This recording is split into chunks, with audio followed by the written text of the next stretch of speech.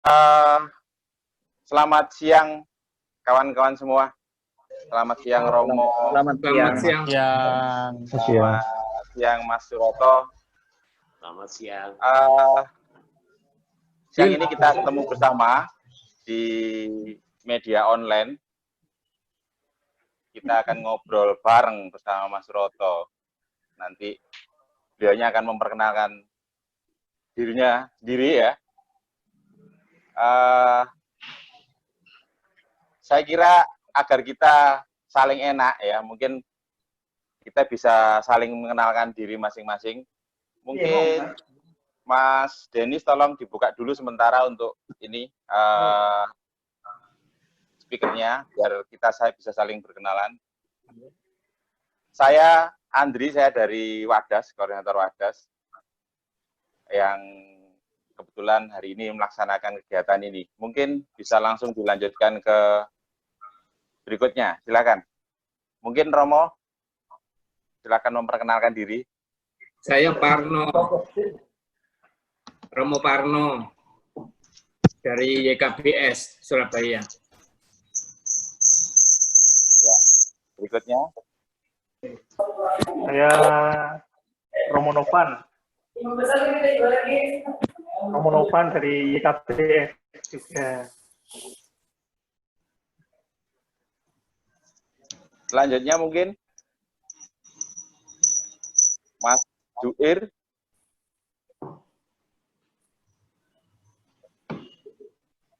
Mas Juir mungkin bisa memperkenalkan diri.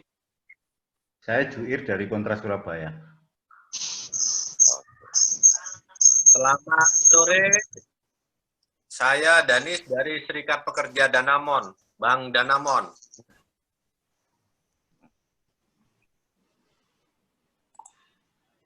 Selanjutnya. Selamat sore semuanya. Saya Ovan dari Wadas YKBS. Terima kasih.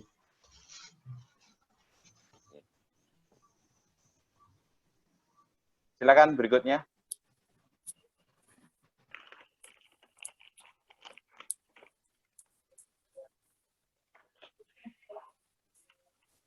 Apa Mas Supri atau Mas Wisnu?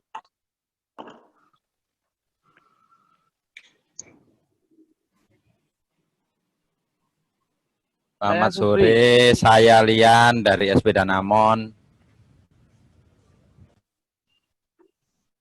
Saya Wisnu dari Surabaya.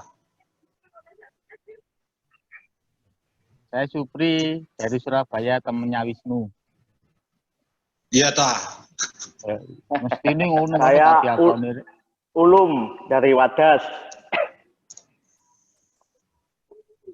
Yul. Lampung. Yang lain? Ini ada Lampung, Mbak Yuli, silakan.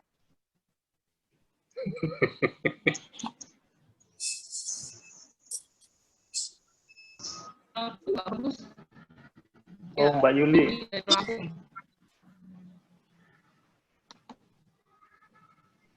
Halo.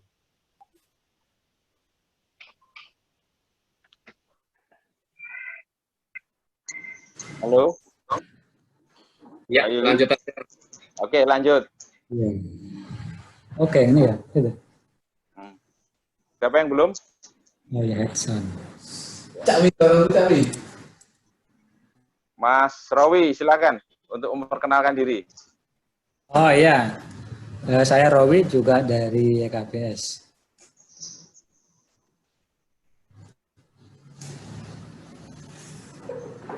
Yang lainnya, Mas Martinus.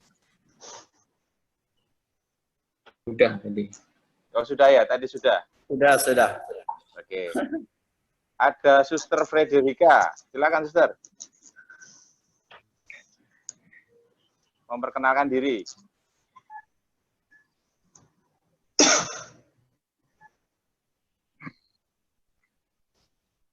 Suster. Wisnu tambah akeh ngono ya. Kalau tidak ada berikutnya Mas Chaos. Silakan Mas Chaos. Mas Chaos silakan memperkenalkan diri. Saya Coas dari Tangerang. Coas ya. Coas dari. Oke. Salam kenal semuanya. Oke. Berikutnya ada Elizabeth. Mungkin bisa memperkenalkan diri. Silakan. Ini suaranya. Nah, Elizabeth. Silakan, Mbak Elizabeth memperkenalkan diri.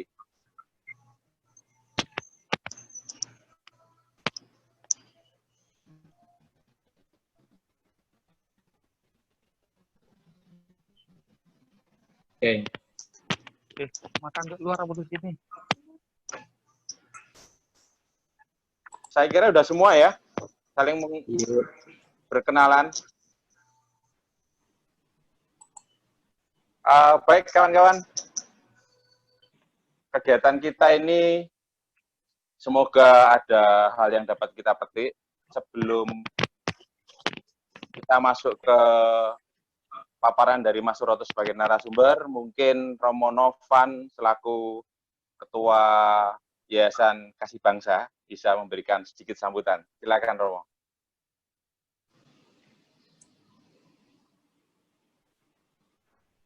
Ya, selamat siang semuanya. Salam kenal juga, salam jumpa. Saya Romo Novan. Seperti tadi sudah dikenalkan, saya sekarang juga di YKBS. Senang sekali bisa siang hari ini berjumpa bersama. Nanti juga bisa bertukar pikiran bersama, diskusi. Nah, seperti yang sudah juga kita ketahui bersama, siang ini kita akan berdiskusi dengan Mas Suroto sebagai ya tidak hanya narasumber, pematik untuk diskusi kita. Terima kasih Mas Suroto. Dan ya seperti kita ketahui bersama dengan kondisi negara kita saat ini dengan adanya pandemi ini, keadaan ekonomi, tidak hanya ekonomi sebenarnya, tapi di berbagai bidang, tapi siang hari ini kita khususkan pada ekonomi itu mengalami tantangan yang cukup besar. Nah, dan yang hari ini kita mencoba untuk melihat bersama, ya kira-kira ke depannya itu bagaimana sih keadaan ekonomi Indonesia. Nah, kita mencoba untuk melihat sama, meneropong bersama bagaimana nanti Indonesia bisa membangkitkan ekonomi. Terlebih kita semua, kebanyakan dari kita juga bergerak di bidang untuk pendampingan teman-teman pekerja perguruan yang notabene adalah salah satu pilar penting untuk perekonomian Indonesia. Jadi siang hari ini mari kita bertukar pikiran bersama, mencoba untuk ya melihat keadaan ekonomi kita dan ke depannya bagaimana. Terima kasih. Gitu aja Mas Andri ya. Ya. Terima kasih Romo Novan atas sambutannya. Di sini juga hadir Romo Ignatius Suparno yang juga telah lama menemani kawan-kawan buruh. Nah, mungkin Romo Parno bisa sedikit memberikan sesuatu sebelum kita mulai obrolan kita. Silakan Romo. Salam Pancasila, Merdeka. Ya, saya sih cuman mau mengatakan sedikit tentang sampai bilang Romo Suroto, tentang Mas Suroto ini. Jadi yang sebenarnya juga Romo Suroto.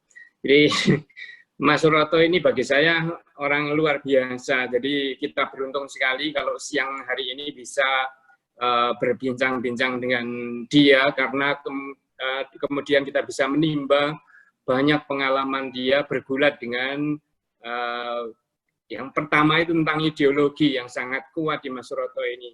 Bagaimana dia melihat bahwa ekonomi itu tidak sekedar runningnya uang, tetapi bahwa ada semacam pilihan tertentu untuk hidup manusia.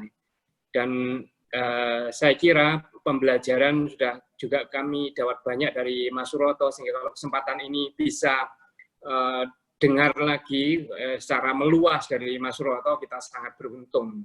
Yang kedua, karena Mas Suroto bukan hanya orang yang bergulat dengan ideologi, tapi punya pengalaman banyak untuk agar ekonomi itu menjadi operasional di tengah warga miskin, terutama lewat koperasi konsumsi yang ia pandu, menurut saya sangat luar biasa. Keahlian ini yang membuat ya kita juga beruntung bahwa siang hari ini bisa ngobrol dengan beliau. Saya kira cuma itu saja. Kalau saya suruh ngomong di awal, saya mengatakan beruntung bahwa kita bisa ngobrol dengan Mas Suroto. Saya yakin kita nggak rugi kalau kita ikut sampai akhir. Makasih. Terima kasih Romo Parno. Ya, kawan-kawan, kita langsung aja kita mulai saja diskusinya.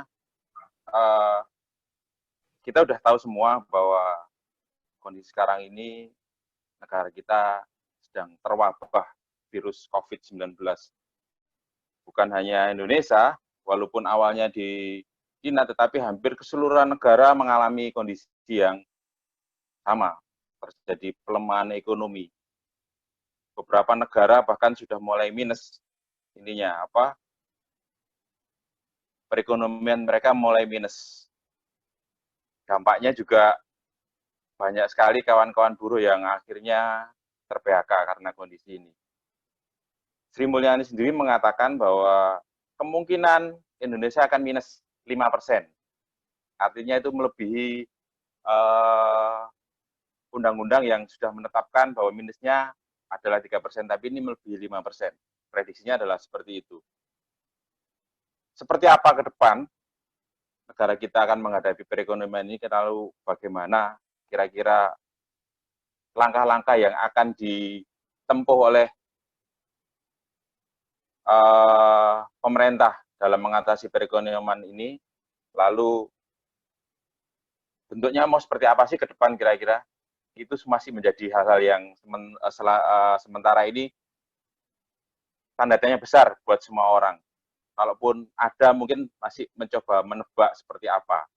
Nah, untuk melihat situasi seperti sekarang ini ke depan mau seperti apa perekonomian kita, kemudian kira-kira langkah strategis apa yang bisa menjadikan kita acuan untuk mengambil langkah-langkah ke depan lebih baik, itu seperti apa?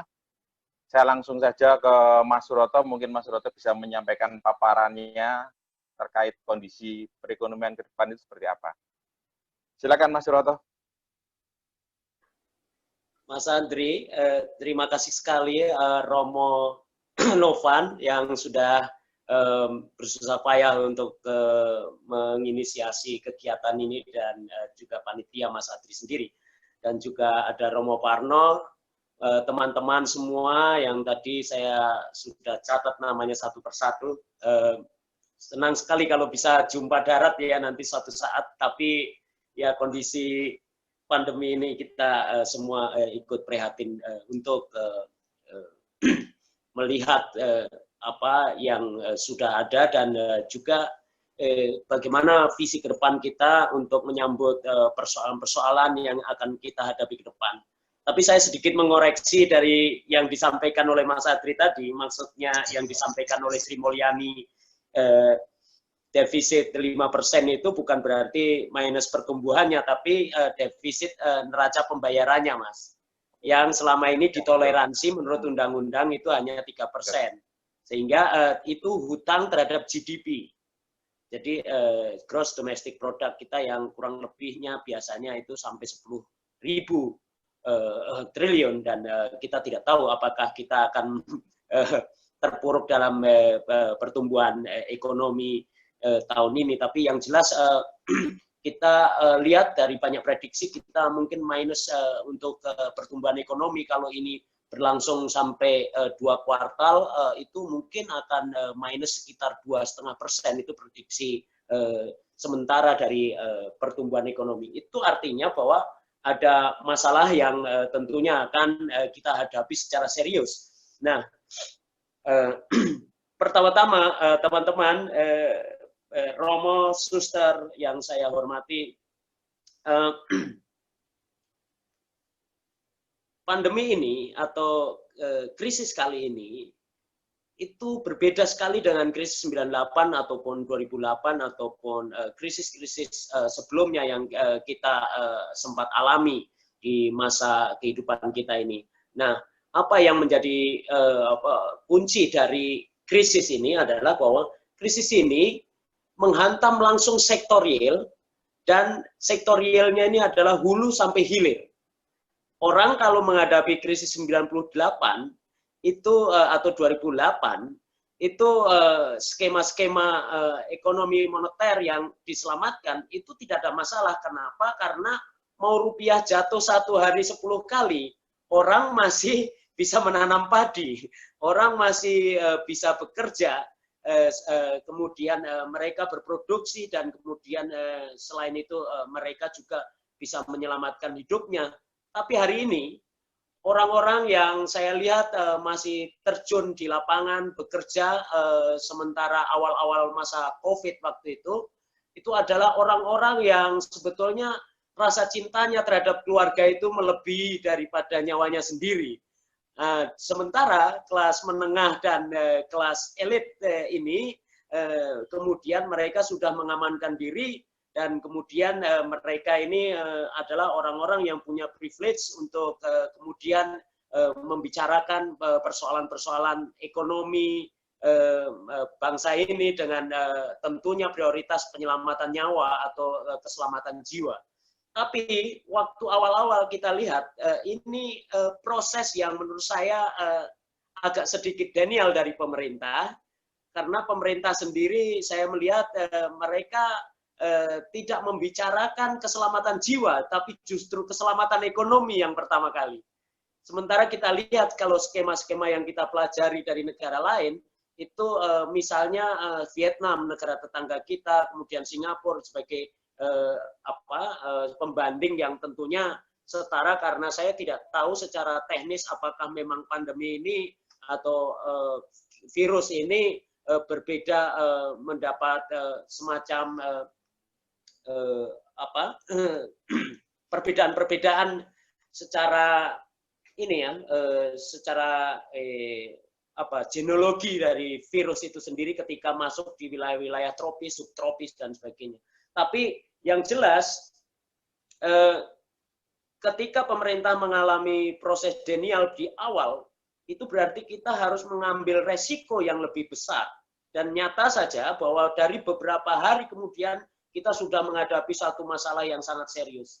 Nah, kalau tadi dikatakan bahwa ada orang-orang yang di awal-awal mereka belum punya awareness terhadap atau perhatian terhadap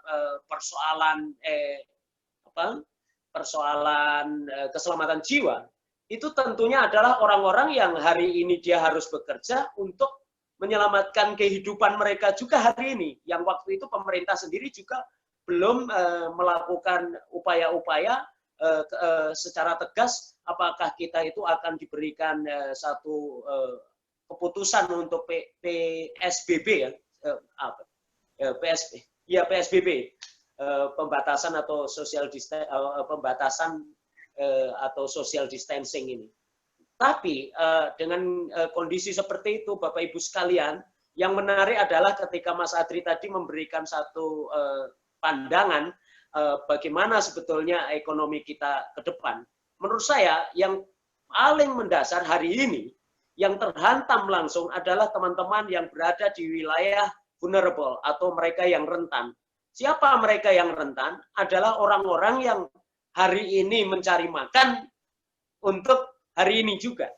Nah, itu adalah kelompok usaha mikro yang kalau teman-teman atau Romo Suster lihat di dalam statistik kita, itu pelaku usaha kita itu 99,3%, 99,3% itu adalah micro enterprise. Micro enterprise itu usaha mikro alias usaha yang tentunya kita tahu mereka berusaha untuk hari ini mencari makan, untuk besok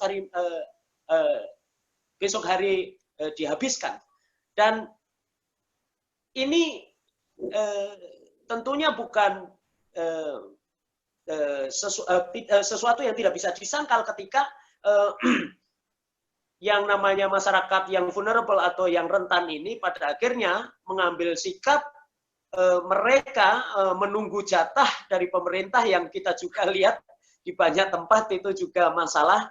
Saya kemarin baru di SMS dari sahabat saya yang hidupnya juga secara ekonomi tidak terlalu baik, itu mereka juga di Lampung ternyata tidak mendapat jatah.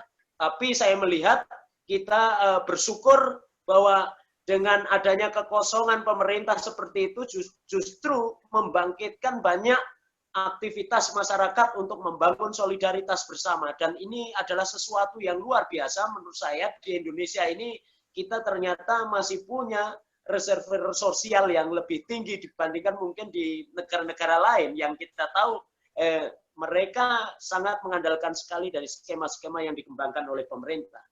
Nah, secara ekonomi, secara makroekonomi jelas, secara mikro masyarakat jelas-jelas merasakan bagaimana dampak dari COVID ini dalam keseharian kita, yang dimana sekarang ini semua karena tutup, kemudian mereka juga tidak bisa berjualan dan sebagainya, yang juga banyak yang harus dipecat karena perusahaan terpaksa tidak beroperasi, dan pemecatan yang terjadi itu pemecatan massal dan sebagainya.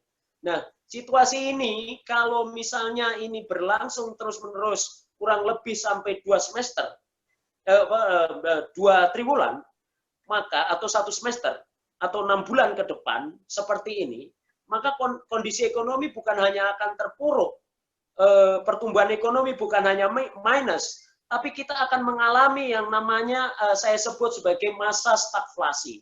Apa itu masa stagflasi? Pertumbuhan minus, tapi akan terjadi inflasi tinggi.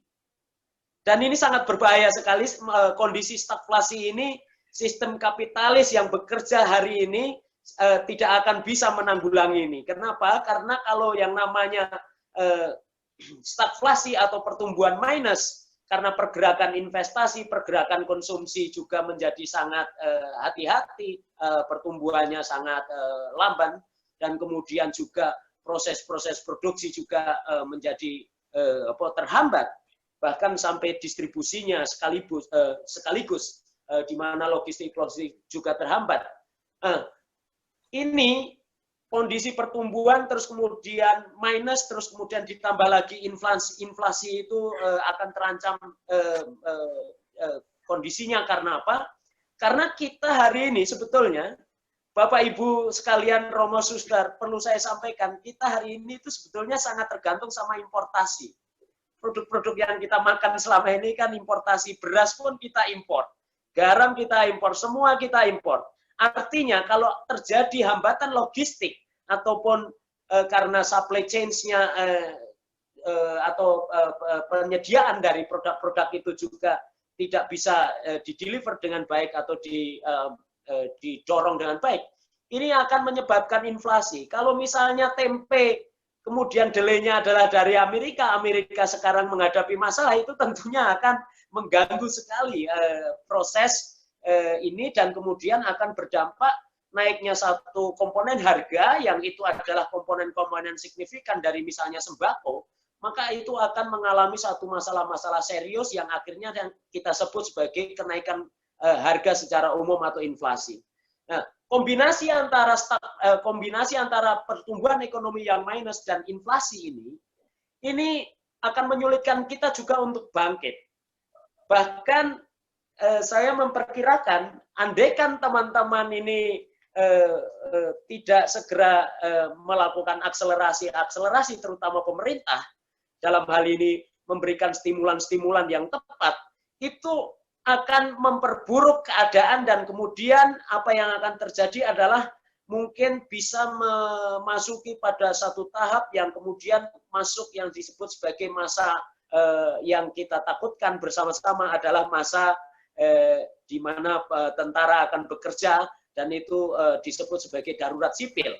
Hari ini kita masih disebut krisis, tapi kalau sampai darurat sipil yang diberlakukan dan kemudian terjadi riot atau terjadi rebellion atau terjadi kerusuhan, itu bisa dalam posisi chaos. Dan yang kita takutkan adalah bahwa sistem masyarakat, sistem pemerintahan ini juga akan berubah secara total. Kenapa? Karena hanya satu-satunya cara yang bisa menyelamatkan kepemimpinan nasional biasanya dalam situasi riot seperti itu adalah tentara, dan kita tahu tentara ini dia selalu akan bekerja secara efektif dalam menyelesaikan persoalan-persoalan kerusuhan dan sebagainya.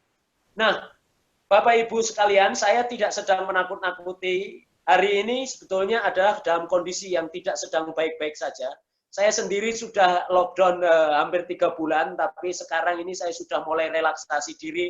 Saya mencoba untuk melakukan aktivitas ekonomi sebisa mungkin supaya terutama penyaluran-penyaluran bahan baku, makanan dan sebagainya itu bisa lebih lancar dengan saya sekarang ini beralih profesi menjadi pedagang karena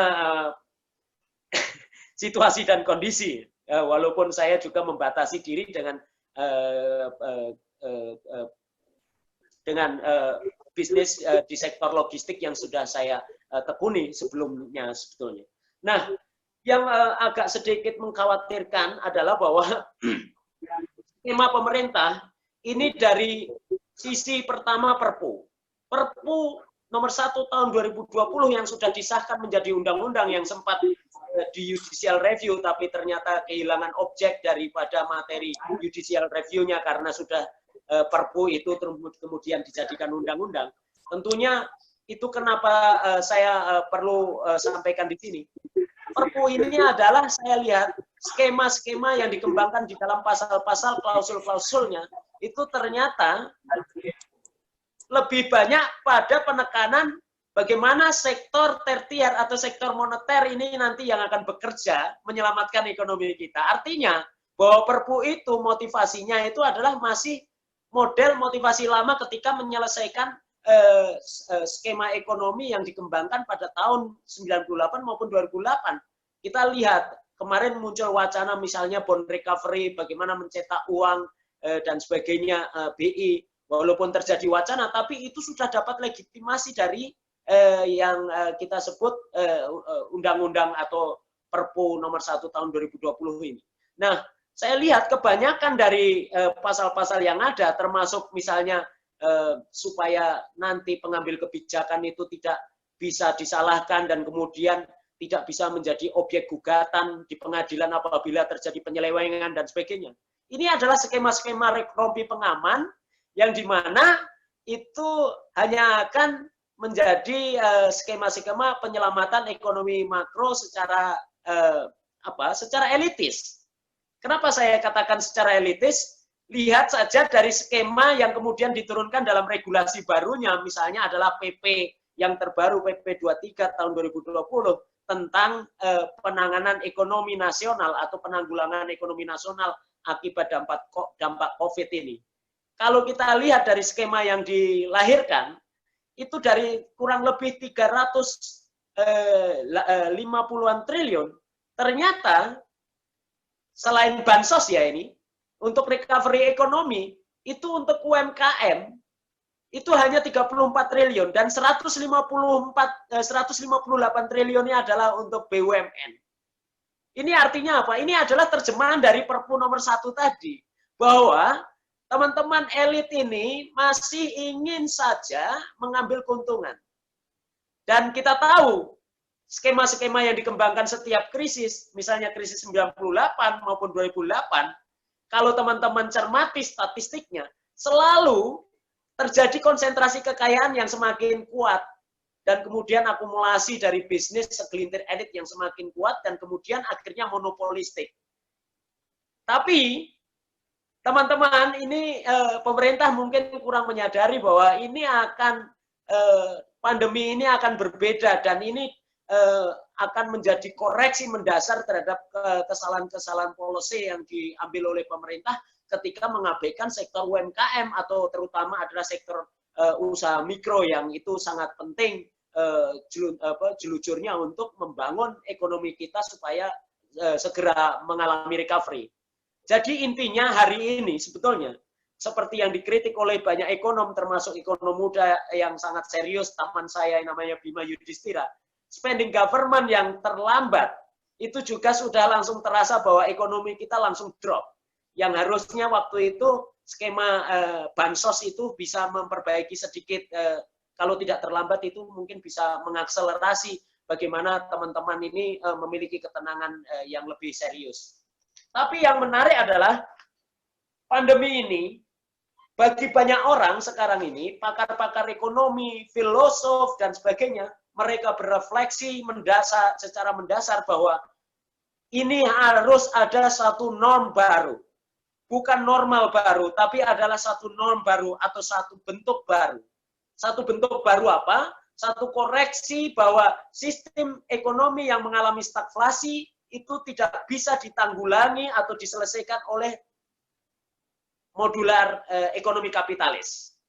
Yang kita tahu dalam kebijakan moneter maupun kebijakan fiskalnya selalu mengandaikan pertumbuhan-pertumbuhan ekonomi yang itu diakselerasi melalui investasi asing yang kita tahu itu juga ingin diakselerasi oleh Presiden Jokowi melalui yang namanya Undang-Undang Cilaka atau RUU Cilaka, dan kemudian ditambah lagi dengan yang lain-lain. Yang kita tahu sebetulnya itu adalah faktor endorsement bagi kepentingan foreign direct investment yang itu mereka banyak mengambil keuntungan, bukan menciptakan nilai cadangan untuk membiayai pembangunan kita sendiri. Kita bisa lihat 50 tahun ekonomi kita berkembang secara kapitalistik dan angka pertumbuhannya itu konstan 5%, tapi kita tidak berhasil menciptakan reserve fund apapun. Ada yang salah, kadang orang membanding-bandingkan utang Indonesia sama utang Amerika. Amerika, Jepang, dan sebagainya. Katanya Amerika dan Jepang itu utangnya lebih besar daripada kita.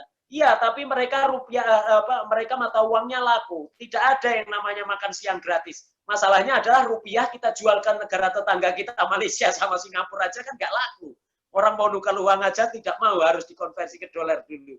Nah, Bapak Ibu sekalian, Romo Suster yang saya cintai, kita semua tidak boleh sekarang dalam posisi kondisi ini tidak boleh terpuruk. Kita harus melakukan sesuatu yang baru. Tapi kalau untuk skema ke depan, menurut saya bahwa kita harus menelurkan satu ide-ide baru di mana pemerintah itu di dalam kebijakan fiskalnya ke depan itu harus mengembangkan satu skema yang disebut sebagai minimum income citizen atau pendapatan minimum warga negara yang itu harus dialokasikan melalui APBN. Ini saya kira akan menjadi basis penting ketika menghadapi masalah-masalah seperti ini. Kita sudah terbiasa bahwa masyarakat itu secara minimum, baik itu untuk biaya makanannya, kesehatan, dan juga pendidikan itu sudah diselesaikan oleh negara.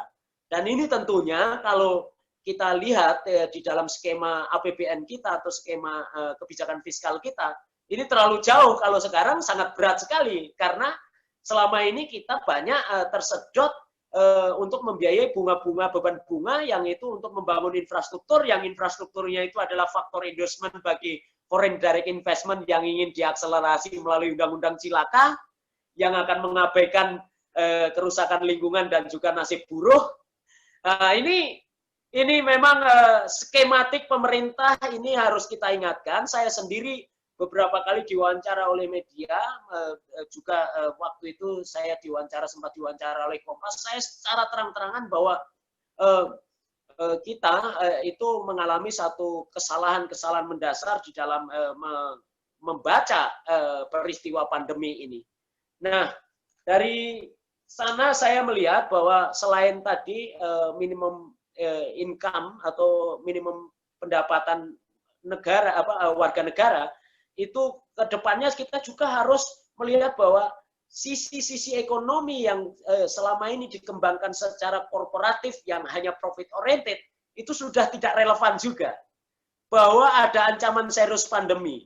Tapi ini baru satu pandemi. Bagaimana kalau muncul 2-3 virus lagi? Apakah kita akan bisa menyelesaikan kebijakan fiskal macam apa yang bisa menyelesaikan ini? Nah, lalu apa yang akan kita lakukan ketika menghadapi masalah-masalah serius seperti ini? Saya baru saja ditelepon oleh sahabat saya yang seorang pebisnis. dia pebisnis yang sukses sebelumnya, sebelum pandemi ini, tapi kemudian semua bisnisnya terpuruk dari banyak sektor yang kurang lebih 5 sektor dia kembangkan. Lalu dia kenapa teringat sama saya? Dia bilang pernah mendengarkan omongan saya, katanya bahwa ekonomi koperasi itulah modul perusahaan yang tepat untuk dikembangkan untuk menyelesaikan masalah ini. Kenapa? Karena selama ini ternyata dia merasa profit atau keuntungan yang dia sudah nikmati itu begitu terjadi pandemi, orang yang pertama dia korbankan adalah karyawannya. Yang itu sebetulnya adalah karyawan-karyawan yang sangat lemah tadi. Nah, dia merasa bahwa dia telah berbuat dosa, bahwa masyarakat buruh yang dia bina selama ini itu ternyata tidak memiliki insurance atau jaminan hidup masa depan ketika menghadapi pandemi sekarang ini. Dan dia secara hati nurani kemanusiaannya terketuk dan kemudian dia mencoba untuk berefleksi bahwa ke depan dia harus bekerja dengan modular koperasi. Dan saya senang sekali karena sahabat saya ini dia mengatakan bahwa dengan keahlian bisnisnya dia ingin mengembangkan modular cluster yang kemudian itu akan dikembangkan. Nah, sebetulnya saya bukan orang yang ngotot bahwa semua harus koperasi. Tapi saya melihat apa yang ditulis oleh Bung Hatta itu tidak main-main. Di pasal 33 itu disebut oleh Bung Hatta, itu pasal itu saya sendiri yang menulisnya. Dan itu sangat sahih sekali, artefaknya itu atau tulisannya atau statementnya itu dinyatakan sebelum tentunya beliau atau diterbitkan sebelum beliau meninggal. Artinya itu keluar dari mulut beliau sendiri atau tulisan tangan sendiri. Nah, apa yang saya anggap istimewa hari ini adalah bahwa ketika ekonomi itu dibicarakan secara bersama-sama antara buruh dan yang memiliki modal, bahkan kepada konsumennya sekalipun, di dalam satu skema kepemilikan koperasi, itu maka ekonomi itu akan memiliki daya tahan yang lebih tinggi. Kenapa? Saya contohkan saja itu teman-teman yang ada di Mondragon hari ini, saya berkontak dengan teman saya, salah satu direktur di Mondragon Worker Kooperatif atau koperasi pekerja yang dikembangkan oleh Pater Jose Maria Arimendes di BAS. Ketika menghadapi satu kondisi yang sangat sulit, mereka sudah terbiasa berbagi gaji. Kenapa? Karena menurut anggaran dasar perusahaan mereka, walaupun ini perusahaan terbesar di negara bagian BAS atau di negara bagian Spanyol bagian utara, tapi mereka itu dengan karyawan yang 80.000, mereka masih bisa memoderasi gajinya karena mereka sudah terbiasa berbagi gaji yang itu antara yang gaji terendah sampai gaji tertingginya itu hanya dibatasi sampai 6 kali lipat. Artinya presiden direkturnya sampai OB-nya itu gajinya tidak boleh lebih dari 6 kali lipat. Apa yang terjadi dengan BUMN kita misalnya? Bank Mandiri dan BRI, itu setelah saya cek, take home pay-nya direktur dan direksinya, itu per orang rata-rata adalah 5,6 miliar. Itu ketika saya hitung, kalau dikalikan dengan gaji buruhnya yang terendah, OB, jabatan OB dan security, yang mereka masih jadi korban outsourcing juga, dari setiap bulan itu yang gajinya 3,4 juta di Jakarta itu dipotong 1 juta, itu ternyata setelah saya hitung-hitung adalah 2.000 sampai 2.200 kali lipat. Apa yang terjadi? Inilah yang saya sebut sebagai modular kapitalis yang menciptakan kesenjangan, yang tidak memberikan aspek keamanan, jaminan hidup bagi masa depan kemanusiaan. Maka dari itu saya mengusulkan supaya nanti ke depan ekonomi kita juga berubah. Secara makro kita harus menuntut satu perubahan mendasar bahwa kepemilikan saham buruh dan saya sebut sebagai employee share ownership plan. Kemudian yang kedua itu adalah pembatasan rasio gaji, itu juga harus. Kemudian yang selanjutnya yang pertama tadi adalah pendapatan minimum warga negara itu juga penting. Yang selanjutnya yang terakhir adalah pengembangan sosial ekonomi, kelembagaan sosial ekonomi, terutama semacam koperasi itu harus masif di semua sektor dan itu harus kita inisiasi. Dan saya melihat ini adalah peluang yang baik sekali ketika menghadapi masa pandemi ini. Saya kebetulan mendirikan satu bisnis di masa COVID yang saya awali sebetulnya sebelum COVID. Saya bersama dengan mantan staf khusus sahabat saya, mantan staf khusus menteri, kemudian mendirikan satu perusahaan trading yang itu bergerak di terutama membantu teman-teman buruh migran. Dan bersyukur sekali dari focal point yang kami pertemukan sebelum COVID, itu ada sekitar 32 jaringan buruh migran, dan mereka ini sekarang ini luar biasa, mereka bekerja, kemudian berbisnis, mengembangkan satu ekonomi yang luar biasa. Dan ada seorang pastor juga, Romo Reksi dari NTT, yang sekarang juga efektif mengembangkan jaringan warungnya, yang tadinya mulainya hanya warung kecil yang dimulai oleh Romo sendiri, terus kemudian sekarang sudah ada sekitar 10 atau bahkan bertambah jaringannya, dan menyalurkan sembako-sembako yang kita kirim dari Jawa. Dan luar biasa, bukan hanya itu, dengan adanya koperasi ini ternyata kita bisa mengembangkan juga pola-pola pemberdayaan ekonomi yang kemarin misalnya satu contoh, kita mengerjakan pembuatan 500 juta dari masker yang kita suplai untuk PKB misalnya, ternyata itu bisa diselesaikan oleh kelompok UMKM yang kita selama ini mungkin tidak percaya bahwa mereka bisa mengerjakan manajemen yang sangat besar itu. Karena itu kalau masker seperti itu gudang itu penuh, Pak, 500 juta itu. Nah, itu satu contoh bahwa sebetulnya ini adalah momentum yang baik ketika kita menghadapi pandemi ini. Kita harus melakukan banyak perubahan, tapi kita harus juga dalam jangka pendek ini kita harus mencoba untuk segera melihat bahwa ada ancaman krisis pangan di depan mata kita. Untuk itu, diversifikasi pangan, termasuk kebudayaan baru, kita menanam pot-pot dan sebagainya, beternak lele melalui ember dan sebagainya. Ini saya kira harus segera dilakukan, dan teman-teman harus disadarkan bahwa krisis ini adalah krisis pangan, dan ini sangat berbahaya sekali karena kalau berurusan dengan perut, itu orang sudah tidak memiliki batas toleransi lagi. Itu biasanya akan menuju kepada situasi yang sangat kita tidak inginkan, adalah situasi riot atau situasi chaos yang itu akan menyebabkan kehancuran bukan hanya ekonomi, tapi struktur sosial, ekonomi, dan politik kita yang pada akhirnya mengancam masa depan bangsa dan negara ini.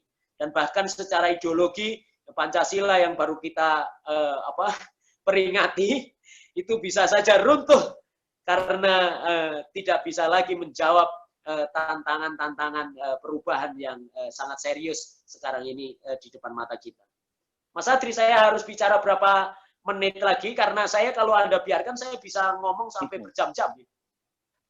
Baik, kita, Mas Suroto, monggo silakan bicara sampai jam 15.00. 15.00. Kurang 8 menit.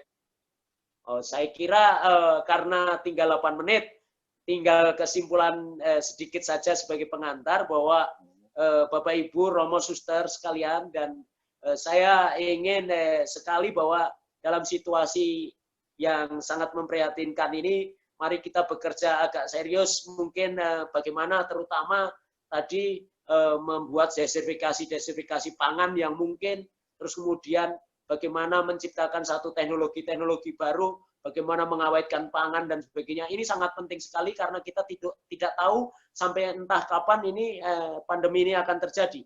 Walaupun skema-skema yang dikembangkan oleh pemerintah sekarang itu masih sangat sudah dilakukan untuk melakukan relaksasi dengan memperlonggar PSBB dan sebagainya. Tapi saya melihat bahwa ini masih spekulasi. Kenapa? Karena begitu PSBB dilonggarkan, tentunya kita juga akan melihat bahwa pemerintah juga akan melakukan evaluasi apakah sebaran dari pandemi ini atau virus COVID ini menjadi eskalatif atau menurun. Ini tentunya kita harus lihat bahwa pemerintah sendiri dalam situasi seperti ini tidak bisa memastikan apa yang akan terjadi ke depan. Dan yang harus kita lakukan adalah kita membangun solidaritas bersama, kita melakukan upaya-upaya serius bagaimana membangkitkan ekonomi kembali dengan melihat kembali sebenarnya potensi-potensi apa yang paling penting untuk kita kembangkan. Tapi jurusan saya, kalau teman-teman mengembangkan bisnis, ini karena saya juga pebisnis, yang sekarang juga sudah mulai beralih menjadi pedagang semata-mata, baiknya kita terjun di sektor pangan. Karena apa? Karena sektor inilah yang paling penting untuk menyelamatkan kondisi sosial ekonomi masyarakat.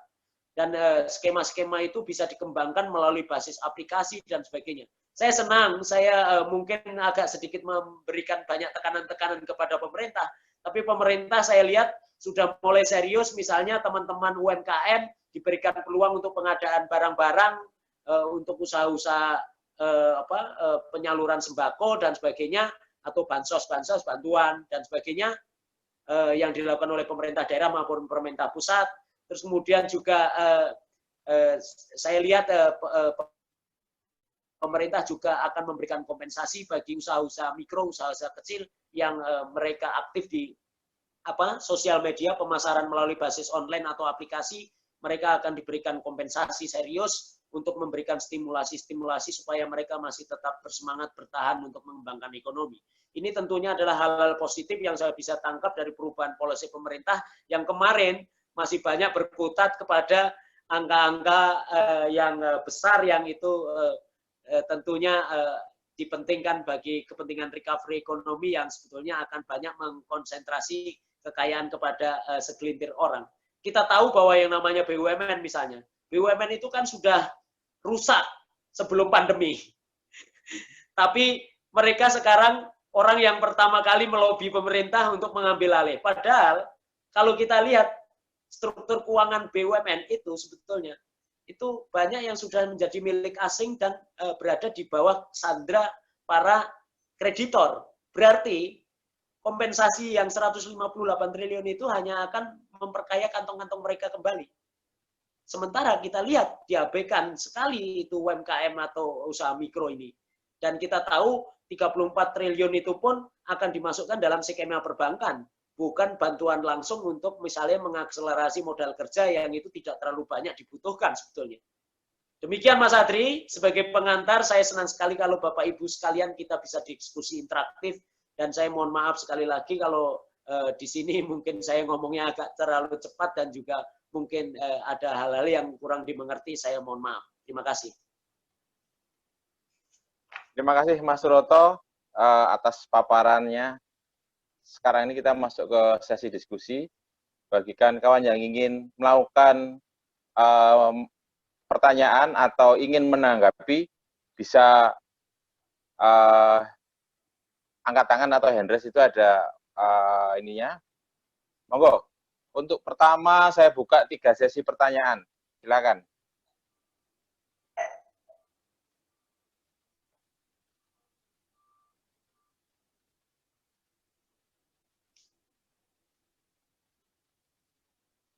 Silakan jika ingin ada yang bertanya sesuatu atau menanggapi.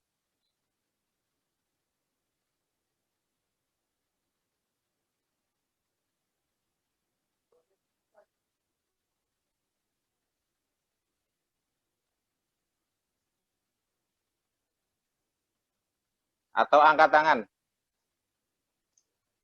Kalau tidak menemukan tombol hand raise, bisa angkat tangan. Kalau tidak mampu angkat tangan. Atau Mas Denis mungkin bisa dibantu untuk ini. Siapa yang kira-kira akan bertanya?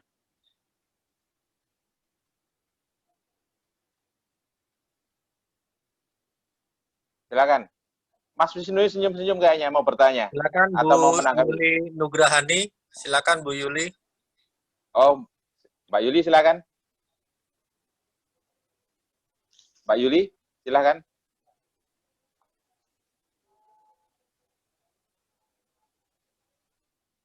Mungkin mau ada pertanyaan atau ya tanggapan? Putus-putus.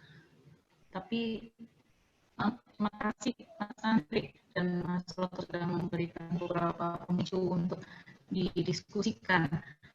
Saya ketika memulai pada pandemi ini, pada masa pandemi itu saya paling greget ketika melihat bagaimana lambatnya semua pihak, yang utama adalah pemerintah, dalam mengambil sikap, mengambil tindakan, bahkan yang diantisipasi pun sesuatu yang masuk akal gitu di awal-awal. Tidak ada sistem yang memadai, dan ini memang sudah diawali dari dulu sebelum masa ini. muncul, masa pandemi itu muncul, tidak ada sistem yang memadai yang bisa menjamin kita semua rakyat, seluruh rakyat itu mendapatkan keamanannya, bisa aman, bisa yakin hidup. Maka di awal itu saya mulai mendengarkan untuk aku. Saya berharap dari gerakan itu bagaimana semua orang mulai menyiapkan diri, mandiri, itu masuk ke dalam tubuhnya. Dari sana muncul puluhan relawan yang dekat dengan kami. Hingga kemarin hari Minggu itu di depanku ada 60.000 yang sudah kami tani dan sebagainya.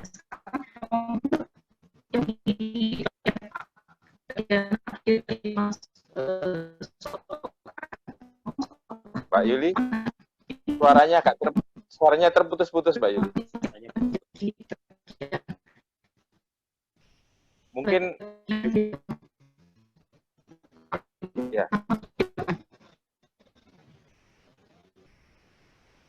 Pak Yuli mungkin bisa mengajukan, jika kesulitan untuk menyampaikan, bisa mengajukan pertanyaan lewat ini aja, lewat teks atau karena ini terputus-putus suaranya. Oke, aku pakai teks aja. Terputus-putus ya. Oke, aku sampaikan dari situ.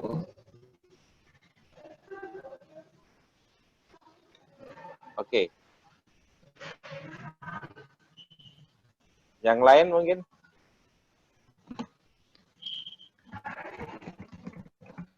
Ini karena Mbak Yuli suaranya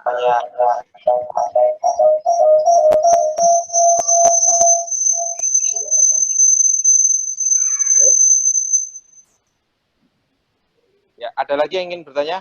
Mas Wisnu, silakan.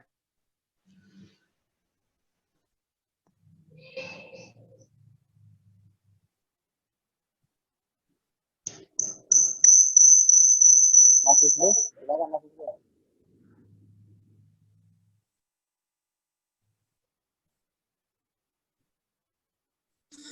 Silakan Romo Parno. Romo Parno yang sudah angkat tangan. Oke, silakan.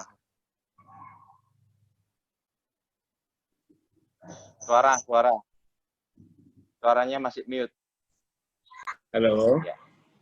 Ya. Ya, Romo. Mas Suroto tadi memaparkan persisnya seperti apa, nanti tolong dikoreksi.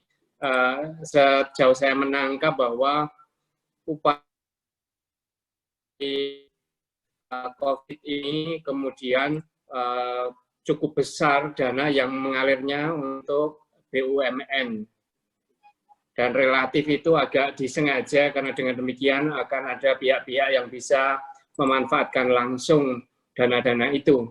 Dibanding yang cuma sepertiganya, kalau saya perhatikan tadi, dana untuk pemulihan usaha-usaha kecil. Lalu hal seperti ini mungkin masih ada upaya-upaya penyelewengan lain atau cara menyimpan strategi lain untuk mengamankan dana itu masuk ke kalangan tertentu. Gitu. Lalu kira-kira advokasi macam apa yang bisa dilakukan bersama dalam konteks seperti ini, Mas Suroto? Romo, menarik sekali Romo. Tadi angkanya itu adalah 34 triliun dari 350, artinya kurang lebih 10% Romo. Itu untuk UMKM. Sementara untuk BUMN itu 158 triliun. Itu sudah ada di dalam skema yang dikembangkan dalam regulasi yang disebut PP 23 tahun 2020 yang belum lama ini dirilis. Bahwa dari skema program yang mereka kembangkan itu skemanya seperti itu. Dan itu pun 34 ini lebih banyak kepada kompensasi untuk UMKM yang punya koneksitas dengan perbankan. Sementara kalau itu skemanya adalah untuk relaksasi UMKM di perbankan, misalnya dengan subsidi bunga atau apapun itu, atau misalnya kompensasi untuk meringankan cicilan mereka dan sebagainya. Ini tentunya juga akan banyak juga menguntungkan dari pihak perbankan itu sendiri dan bukan kepentingan UMKM yang kita tahu sebenarnya sektor informal yang jumlahnya lebih banyak yang saya sebut tadi sebagai pelaku itu adalah 99,03%. Itu adalah micro enterprises yang mereka itu selama ini juga banyak berhutang kepada rentenir bukan kepada si perbankan itu. Nah, ini Romo juga bukan hanya skema itu, tapi kita sudah diawali di awal-awal COVID kemarin itu sudah ada misalnya adalah prakerja. Yang kita tahu ada training-training yang itu sebetulnya tidak dibutuhkan. Orang sekarang itu punya skill banyak. Yang bekerja ini yang masalah adalah bahwa keterampilan keseharian ini yang penting, bukan skill untuk orang mencari sertifikat kerja. Karena orang yang sudah bekerja pun dipecat gitu. Nah ini kan aneh gitu. Yang kerja aja dipecat kok malah itu kalau mau cari yang berskill banyak itu, yang namanya orang-orang dipecat itu kan orang sudah punya kemampuan skill yang mumpuni itu. Nah, yang dipentingkan kemarin 5,6 triliun itu adalah menyelamatkan apa? Menyelamatkan pundi-pundi tadi. Nah, langkah advokasi semacam apa yang penting, teman-teman kalau kita lihat itu banyak suara-suara yang didengung-dengungkan oleh para pakar di luar negeri dan sebagainya, mereka menekan negaranya. Dan kemudian kelompok-kelompok elit ini yang bicara bahwa mereka ini terutama tokoh-tokoh masyarakat ini peduli betul bahwa apa yang dilakukan oleh pemerintah itu harus begini dan begitu. Itu saya lihat efektivitasnya harusnya ada di tangan elit-elit atau tokoh-tokoh masyarakat inilah yang harusnya bekerja hari ini, karena kalau pengerahan massa tidak mungkin. Advokasi macam apa yang paling mungkin adalah ya lobby-lobby yang harusnya ditekankan kepada para tokoh-tokoh masyarakat yang masih punya sense of moral bagi kepentingan perbaikan ekonomi kita ke depan. Nah, masalahnya adalah apakah kita menyadari bahwa ini akan yang kita hadapi ini adalah masalah besar. Yang kedua, apakah skema-skema ini tidak diabaikan oleh pemerintah dan kemudian tokoh-tokoh masyarakat ini tidak menjadi bagian dari kebijakan itu sendiri. Ini yang jadi masalah. Banyak tokoh-tokoh partai yang saya lihat juga mereka tidak memiliki reservoir lagi dan kemudian parlemen hampir bungkam sama sekali. Padahal yang namanya parlemen itu kan bunyinya itu parle itu kan artinya ngomong. Dia kita bayar untuk ngomong tapi ternyata tidak bisa ngomong juga. Undang-undang cilaka, undang-undang apa segala macam malah dipercepat. Yang kita tahu itu akan melukai atau mengenai sekali teman-teman buruh dan juga para pegiat lingkungan hidup yang berjibaku mati-matian di lapangan untuk mempertahankan keselamatan masa depan dari lingkungan dan juga jiwa-jiwa manusia yang bekerja diperas secara menyakitkan. Jadi Romo, saya kira aliansi-aliansi strategis dari kelompok moral penekan ini sangat penting sekali, dan saya berharap Romo mungkin mewakili institusi gereja juga bisa menyampaikan kepada KWI untuk melihat, menganalisis apakah kebijakan-kebijakan pemerintah ini di masa pandemi ini itu tidak akan menyakiti atau melukai atau mengabaikan kepentingan banyak orang. Saya kira data-data bisa dilengkapi lagi dan kemudian disampaikan secara baik. Saya kira kalau tokoh-tokoh agama yang membicarakan ini secara serius, kemudian ada tokoh-tokoh buruh yang masih punya moral force, bukan buruh elit yang meninggalkan konstituennya, tentunya masih akan efektif didengar. Karena saya melihat pemerintah maupun parlemen hari ini sudah tidak bisa lagi kita andalkan mereka membicarakan kepentingan-kepentingan rakyat ini lebih serius. Saya terbuka saja, kalau ini ada rekamannya silahkan diviralkan karena saya punya data-data, jadi saya tidak takut kalau ini disebut sebagai hoax atau apapun terus kemudian saya akan ditangkap sebagai provokator, silahkan.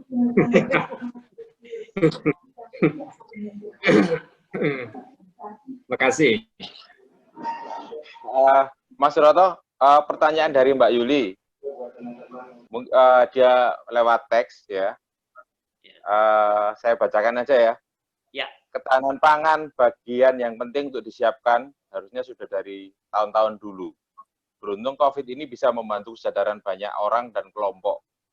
Tetapi pemerintah pusat hingga daerah masih buta, tidak menangkap jelas masalah ini, sehingga yang muncul adalah penyelewengan-penyelewengan.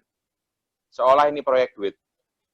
Hal kecil macam yang kami lakukan seperti pangan dari pekarangan di Lampung, kami mengumpulkan dan membagikan benih. Hanya memberikan dampak kecil. Pertanyaannya adalah bagaimana jaringan koperasi bisa menguatkan gerakan-gerakan ketahanan pangan ini selain baksos sekilas-kilas. Terima kasih. Begitu Mas pertanyaannya. Bagaimana jaringan koperasi bisa... Ya Romo. Pertanyaannya adalah bagaimana jaringan koperasi bisa menguatkan gerakan-gerakan ketahanan pangan ini selain baksos sekilas-kilas. Monggo Mas Roto. Terima kasih Mas Adri. Mas Andri, koperasi kita ini dominan adalah simpan pinjam. Selama ini kita banyak sekali meninggalkan bahwa koperasi-koperasi basis pangan ini harusnya yang dihidupkan.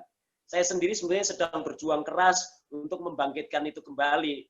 Tapi kita tahu bahwa ada trauma sebagian dari masyarakat kita tentang KUD sebelumnya, dan kemudian juga ada masalah yang sangat serius juga karena koperasi ini sudah distigma bahwa itu adalah usaha rentenir dan sebagainya. Jadi saya melihat koperasi-koperasi pangan di Indonesia itu tidak banyak membantu. Kenapa? Karena koperasi ini koperasi kuasi. Maka dari itu saya secara taktis kemarin mendirikan PT yang kemudian saya implan dengan koperasi saya. Koperasi itu mensupport, kemudian membangun jaringan untuk pembelian gabah dari Blitar, terus kemudian kita kirim gabahnya ke NTT dan diterima oleh Romo, dan kemudian digiling. Katanya gabah itu butuh dedaknya, kemudian di berasnya sampai 20 ton itu juga di-delivered kepada jaringan toko-toko sederhana dari yang dikembangkan Romo. Tapi apa yang menjadi sebetulnya kalau menjadi peluang sebetulnya teman-teman, sekarang ini sebetulnya banyak sekali surplus dari beberapa panenan-panenan masyarakat yang juga tidak terbeli. Nah, bagaimana caranya? Saya kira yang paling efektif sekarang ini adalah kita bisa saja memobilisasi dana solidaritas, tapi dana solidaritas itu kita gunakan untuk membeli sayuran atau apapun, terus kemudian yang kita distribusikan adalah sayurnya. Jangan kita menuruti skema-skema, mengikuti apa yang dikembangkan oleh pemerintah, bahwa yang namanya bansos itu sarden, indomie, terus kemudian sama beras. Tapi itu juga penting, kemarin itu logistik kita kan memang ada di situ. Tapi hari ini yang harus kita bangkitkan kembali adalah bagaimana kita mobilisasi dana-dana solidaritas itu adalah untuk membeli sayur-sayur mayuran, kemudian makanan-makanan yang dihasilkan oleh para petani kita, terus kemudian kita distribusikan kepada konsumen-konsumen yang membutuhkan dan sebagainya. Ya, yang kedua, selain bansos yang sifatnya sementara tadi, itu tentunya kita juga harus mulai berpikir bahwa kita harus mengembangkan koperasi-koperasi ini secara serius. Kalaupun masih simpan pinjam dan sebagainya seperti CU dan sebagainya, harusnya kita dorong anggota-anggota CU itu menjadi focal point bagi kepentingan distribusi yang saya kembangkan seperti buruh migran ini. Itu sangat efektif sekali. Kita hanya berdiskusi melalui WA, kita sudah bisa kerjasama dengan perusahaan logistik, kita sudah bisa mengirim ke sana kemari produk-produk mereka, dan kalau kita tidak punya modal, jujur saja, saya sendiri bergerak kemarin tanpa modal. Tapi karena saya bilang saya ini PT, perusahaan yang berbadan hukum, terus kemudian secara taktis, akhirnya kita bisa membeli dengan pinjaman-pinjaman dari para investor. Kita sebetulnya kalau punya gerakan kredit union, kalau gereja bicara kepada aktivis-aktivis kredit union, itu saya kira akan sangat membantu sekali bahwa uang yang ada sekarang ini itu tidak akan membantu apapun. Kenapa? Karena uang yang ada di dalam kredit union itu misalnya itu hanyalah uang-uang yang selama ini dihasilkan dari model skema-skema setengah ponzi. Kenapa? Karena orang menaruh uangnya hanya demi untuk mendapatkan suku bunga yang tinggi dibandingkan dengan dia menaruh uangnya di perbankan.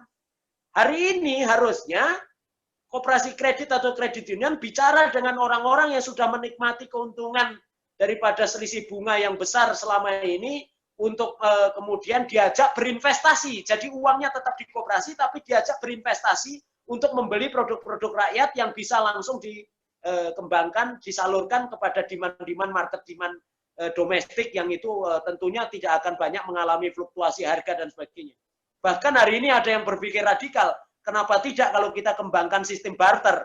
Jadi petani kemudian bertukar makanan dengan si peternak atau petambak dan sebagainya. Ini adalah ekonomi-ekonomi masa depan yang akan memiliki kearifan yang tentunya akan kita kembangkan dengan serius secara canggih kalau kita melihat bahwa ada kebangkrutan dari sistem ekonomi kapitalis ini, Mbak Yuli. Baik. Terima kasih Mas Roto. Yang lain ada pertanyaan lagi? Sebelum saya membacakan satu pertanyaan dari seorang kawan yang sudah mengirimkan pertanyaan kepada saya. Silakan. Daniel, Mas Daniel, Nadea. Halo, cek speaker. Ya. Bagus ya suaranya? Masuk. Iya. Selamat sore Romo, selamat sore Mas Suroto, dan selamat sore abang-abang sekalian. Sebelumnya perkenalkan diri dulu karena tadi saya mohon maaf masuknya agak terlambat. Jadi saya seorang mahasiswa di Serang, Banten. Kalau asal saya dari Samosir. Saya pengetahuan saya mengenai koperasi bisa dibilang minim lah, karena saya hanya merupakan anggota yang itu pun tidak terlalu aktif di salah satu koperasi yang dibentuk oleh mahasiswa di kampus saya. Jadi di masa pandemi ini saya melihat ada satu peluang gitu, karena apa? Karena di tahun ini juga beberapa daerah itu mengadakan yang namanya pilkada serentak gitu, termasuk tempat saya di Kabupaten Samosir. Nah, yang saya lihat pandemi ini seperti seolah-olah menjadi ajang mereka untuk berbagi bantuan-bantuan sosial gitu berupa makanan-makanan, berupa sarden atau telur atau minyak goreng gitu. Nah, jadi saya pikir bisa diarahkan gitu, peluang-peluang tersebut bisa diarahkan bagaimana caranya untuk mengedukasi biar gimana ya mengatakannya. Jadi biar kesempatan itu menjadi sebuah kesempatan untuk mengedukasi untuk membentuk sistem ekonomi yang berbasis koperasi gitu loh. Karena belajar dari pandemik yang dirasakan oleh gejala pandemi yang dirasakan oleh masyarakat itu sendiri gitu. Contohnya begini, karena kebetulan saya juga suka cari-cari informasi atau riset-riset informasi tim sukses di beberapa media, di Instagram, di Facebook. Nah, saya lihat mereka tuh hanya berfokus pada bantuan-bantuan sosial belaka gitu. Tapi alhamdulillah, puji Tuhan kemarin beberapa teman saya juga yang bergabung di Ikatan Mahasiswa itu, mereka memberikan masukan bagaimana kalau kesempatan itu dibuat untuk sebuah tindakan yang lebih bermanfaat atau berbasis koperasi seperti penanaman benih ikan, terus pembinaan pertanian gitu. Nah, yang mau saya tanyakan di sini, kira-kira langkah apa yang paling tepat, karena kebetulan melihat kapasitas saya dan kapasitas teman-teman masih hanya sebagai mahasiswa, yang pastinya akses untuk dunia politik pun masih terbatas gitu. Jadi kira-kira langkah apa yang paling tepat untuk kita terapkan atau untuk kita laksanakan supaya bisa memanfaatkan ajang pilkada ini atau ajang kampanye ini yang sebenarnya belum ditetapkan juga sih, belum dipastikan juga kapan akan dilaksanakan gitu. Untuk mengedukasi sistem ekonomi berbasis koperasi. Gitu Mas Roto. Ya, Mas Daniel. Saya senang sekali Anda masih mahasiswa tapi memiliki kepedulian tinggi untuk mengembangkan ekonomi koperasi ini. Jadi saya kemarin habis diskusi bersama sahabat saya, beliau itu adalah doktor progresif, dosen muda yang banyak mendorong pembaharuan, namanya Pak Vincentius. Nanti saya bisa berikan nomornya. Dia ada di Universitas Andalas. Beliau dosen muda yang mendorong perubahan dan kemudian dia mengatakan pada saya, pertemuan saya dengan dia di Bandung katanya, kesimpulannya ekonomi politik itu alatnya adalah koperasi dan koperasi itu harusnya menjadi setiap warga negara Indonesia itu efektif menjadi anggota koperasi kalau dia ingin mendapatkan peluang membangun demokrasi ekonomi dan juga demokrasi politik yang sejati. Lah, dia bukan hanya orang yang suka ngomong, Mas Vincentius ini begitu hebatnya. Dia itu mengembangkan pasar reboan. Pasar reboan ini dia kembangkan di kampus, tapi yang dia jual setiap rebo ini adalah produk-produk pertanian. Dia mengajak mahasiswa yang lain juga dosen-dosen progresif muda yang lain untuk mengembangkan kerjasama dengan petani-petani, dan produk-produk petani yang dia kembangkan itu adalah yang hanya di sekitar kampus. Petani-petani di sekitar kampus itu produknya dijual setiap reboan dan kemudian itu ternyata sekarang berkembang sangat baik. Itu satu contoh. Nah, yang kedua adalah dengan pola seperti ini kelihatannya sederhana ya, tapi jangan salah, ini menyelesaikan persoalan bangsa yang paling mendasar adalah menanggulangi mafia kartel pangan yang selama ini selalu dikeluhkan banyak orang. Kenapa? Karena dari petani langsung produknya dijual langsung ke konsumen. Konsumennya adalah warga kampus. Baik itu dosen, mahasiswa, karyawan yang itu jumlahnya sangat besar sekali captive marketnya. Nah, itu adalah hal yang sederhana, Mas Daniel, yang bisa dikerjakan. Kalau untuk pilkada, itu lupakan saja. Yang namanya pilkada seringkali itu hanya akan berbau janji-janji politik yang itu sebenarnya tidak banyak dibutuhkan oleh masyarakat. Tapi kalau kita bisa mengerjakan hal yang kecil, tapi konkret manfaatnya bisa dirasakan oleh masyarakat, percaya sama saya bahwa itu akan menjadi bumper politik atau menjadi kekuatan dorongan politik yang besar ketika Anda memang betul-betul bisa bekerja serius untuk memberikan manfaat kepada masyarakat. Itu Mas Daniel. Saya sendiri sebenarnya mantan ketua koperasi mahasiswa. Dan koperasi mahasiswa ini saya sudah bubarkan, keanggotanya tadinya hanya mahasiswa, sekarang sudah meluas menjadi ada tukang becak, dosen, karyawan, bakul tenongan, apa segala macam menjadi anggotanya secara terbebas. Sekarang koperasi ini namanya Kopkun, Romo Parno juga pernah mengunjungi, itu berkembang pesat, anggotanya 2000, tapi itu betul-betul anggota ingin mendapat manfaat dari bertransaksi dengan koperasi. Nah, Anda juga bisa menginisiasi itu, tapi itu dalam kepentingan yang lain, Anda bisa juga membantu orang-orang di sekitar Anda.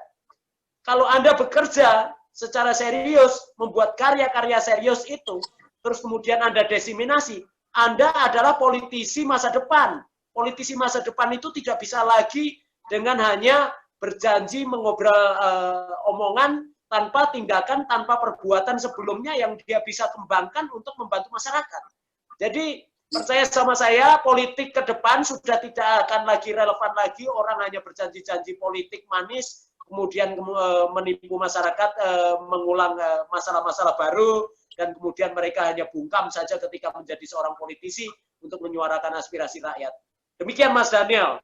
Jadi saya kira Anda bisa bekerja taktis. Kalau Anda menginginkan, nanti saya kasih nomornya Mas Vincentius. Terus kemudian kalau teman-teman yang ingin mengembangkan koperasi distribusi pangan seperti yang dikembangkan oleh Romo Reksi, nanti silahkan berkontak ke nomor saya, nanti saya langsung kirimkan dan sebut nama saya ke Romo, mungkin beliau akan lebih enak untuk berkomunikasi dengan Anda, termasuk Mas Vincentius yang di Universitas Andalas itu. Demikian, terima kasih. Terima kasih, ya. Mas Loro. Ya, itu Mas Daniel. Kalau memang butuh, sebut nama Mas Suroto 3 kali, dia akan muncul. Ya, berikutnya Mas, ini Mas Suroto, ada pertanyaan dari Mas Denis. Beliau adalah dari Serikat Pekerja Danamon. Ini dia kirim pertanyaan lewat teks. Ya, pertanyaan begini. Program Pemulihan Ekonomi Nasional atau disingkat PEN merupakan turunan dari Perpu nomor 1 tahun 2020 yang pada intinya membicarakan sektor real dan perbankan. 4 skema, yakni penyertaan modal negara, penempatan dana, kemudian investasi pemerintah dan penjaminan. Penerbitan SBN dalam rangka pandemi COVID-19 tidak dilakukan melalui seri khusus atau pandemic bond. Penerbitan SBN dilakukan secara keseluruhan baik melalui lelang, retail maupun private placement dalam dan atau luar negeri. Jadi tidak ketahuan mana yang benar karena COVID, mana yang memang fundamentalnya jeblok. Pertanyaannya adalah, apakah dukungan fiskal untuk penanganan COVID-19 mengacu PP 23 nomor PP 23 tahun 2020 terdapat ketidaksinkronan atau tumpang tindih sumber pembiayaan program? Itu pertanyaannya, Mas. Apakah dukungan fiskal untuk penanganan COVID-19 mengacu PP 23 2020 terdapat ketidaksinkronan atau tumpang tindih sumber pembiayaan program? Itu pertanyaannya. Monggo, Mas Suroto ditanggapi. Mas, dari sekitar 350-an triliun yang diskemakan untuk PEN, itu jelas sekali bahwa itu skema PP ini kan diturunkan dalam skema program dan betul sekali bahwa ada penanaman modal, penyertaan modal negara, terus kemudian ada dana penempatan dan kemudian penjaminan dan sebagainya. Tapi maksud saya adalah dari skema-skema ini kan sebetulnya adalah sektor-sektor tertier yang hari ini sebetulnya sektor perbankan juga masih bekerja. Nah, yang justru jadi masalah adalah menurut saya yang interkoneksitas diskoneksitas kebijakan ini terhadap kelompok yang paling besar yang vulnerable, yang itu adalah usaha micro enterprises atau usaha mikro yang itu harusnya menjadi priorities. Yang ini kita lihat mereka ini harusnya dikuatkan daya belinya. Nah, ini masalahnya di situ, Mas Denis. Jadi kalau misalnya fiskal kita itu kita konsentrasikan secara serius untuk menanggulangi persoalan tadi, itu saya kira akan lebih cepat untuk melakukan recovery karena daya beli masyarakat ini yang paling penting ada di situ.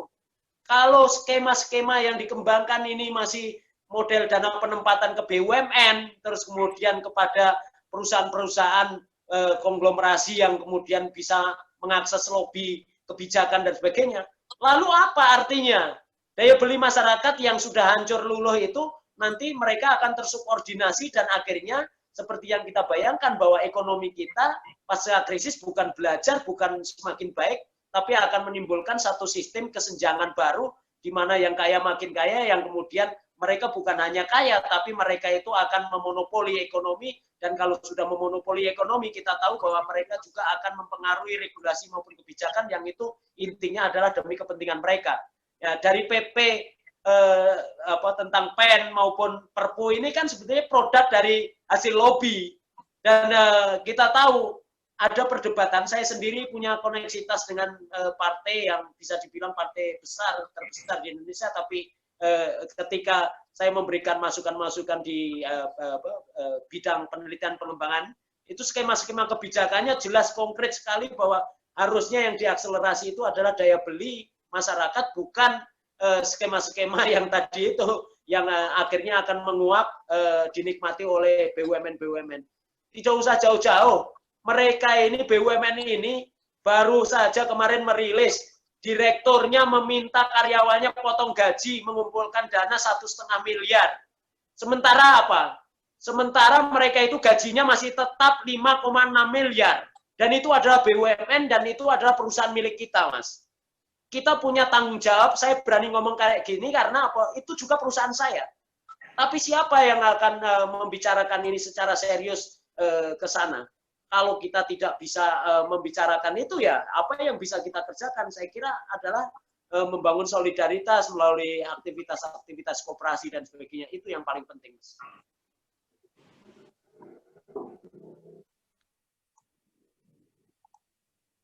Baik, yang lain mungkin? Silakan.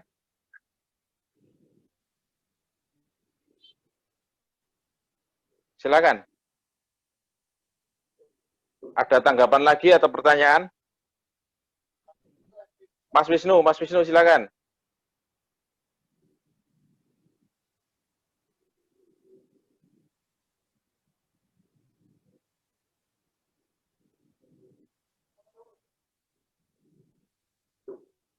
Jadi itu silakan. Bonnya yang udah dijual di luar negeri itu sebetulnya untuk apa itu? Untuk siapa?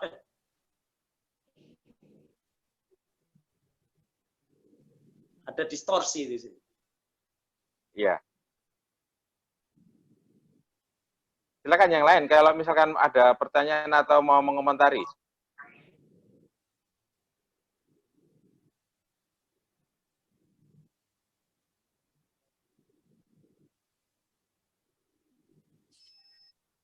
Mas Supri mungkin? Mas Andri. Coas. Ya, Mas. Ya. Coas. Silakan Mas Coas. Selamat sore, Romo, Mas Suroto, Mas Andri, dan kawan-kawan. Sore, Bro. Saya mau nanya, penasaran aja sih, Mas Roto. Dulu kan sempat digaungkan tuh sistem ekonomi koperasi oleh Bung Hatta. Nah, terus kenapa kalau sekarang sih kalau sekarang mungkin kenapa nggak berjalan ya? Mungkin ya dari sisi regulasi dan pembuat kebijakan itu memang orang-orang kapitalis semua kan. Tapi saya mau penasaran aja, itu semenjak kapan bahwa sistem demokrasi ekonomi itu nggak bisa berjalan gitu awalnya gitu? Atau dari setelah Bung Hatta udah undang-undang yang pertama itu udah dihapuskan, atau memang dari Freeport masuk atau kapan gitu? Dari Mas Suroto sendiri bagaimana? Itu aja sih. Terima kasih Mas. Siapa tadi? Coas. Coas. Oke. Coas. Ya.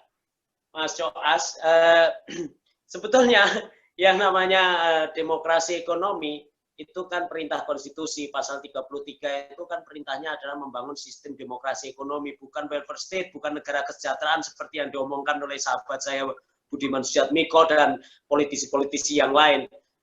Sistem negara kesejahteraan itu adalah presidennya ada di Eropa Barat, tidak cocok dengan negara post kapitalis yang ada di Indonesia.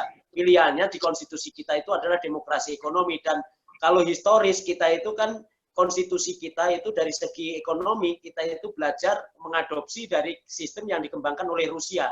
Kemudian sistem representasi politiknya dikembangkan seperti yang dikembangkan oleh konstitusinya Philippines. Artinya saya juga banyak diskusi historis dari lahirnya konstitusi kita dengan teman-teman pakar hukum ketatanegaraan juga.